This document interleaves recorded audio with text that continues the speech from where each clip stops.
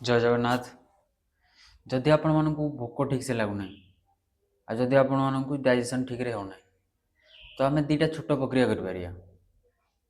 ତ ଫାର୍ଷ୍ଟ କ'ଣ କରିବା ନା, ଖାଇବାର ଠିକ୍ 10 ମିନିଟ୍ ପୂର୍ବରୁ ଅଧା କପ୍ ଗରମ ପାଣି ନେବା।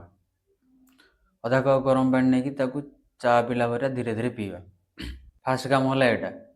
ସେକେଣ୍ଡରେ କ'ଣ କରିବା ନା, ଆମର ଯେଉଁ ବାଁ ପଟ ନାକ ତାକୁ ବନ୍ଦ କରିଦେବା। ବାଁ ପଟ ନାକ ବନ୍ଦ କରିକି ଡାହାଣ ପଟ ନାକରେ ନିଶ୍ୱାସ ଧୀରେ ଧୀରେ ନେବା ଏବଂ ନିଶ୍ୱାସ ଧୀରେ ଧୀରେ ଛାଡ଼ିବା। ଏଇଟା କେତେଥର କରିବା ନା, ଏଇଟା 20 ଥର କରିବା। ଫାର୍ଷ୍ଟ କାମ କ'ଣ କରିବେ ନା, ଖାଇବାର 10 ମିନିଟ୍ ପୂର୍ବରୁ ଅଧା କପ୍ ଗରମ ପାଣି ନେବେ। ସେକେଣ୍ଡରେ କ'ଣ କରିବେ ନା, ବାଁ ପଟ ନାକ ବନ୍ଦ କରିକି ଡାହାଣ ପଟ ନାକରେ ଧୀରେ ଧୀରେ ନିଶ୍ୱାସ ନେବେ, ଧୀରେ ଧୀରେ ନିଶ୍ୱାସ ଛାଡ଼ିବେ। ତ ଏମିତି 20 ଥର କରିବେ। ଏଇଟା କରିବା ଦ୍ୱାରା କ'ଣ ହେବ ନା, ଯେଉଁ ଆମର ଡାଇଜେଷ୍ଟିଭ୍ ଫାୟାର ଅଛି ସେଇଟା ଆକ୍ଟିଭେଟ୍ ହେଇଯିବ, ଯାହାଫଳରେ କି ଆମକୁ ଭୋକ ଲାଗିବ।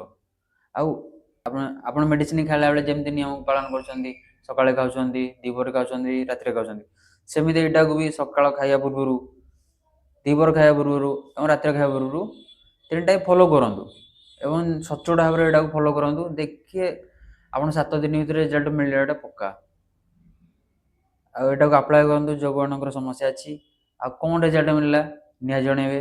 ରହିଲି, ଜୟ ଜଗନ୍ନାଥ।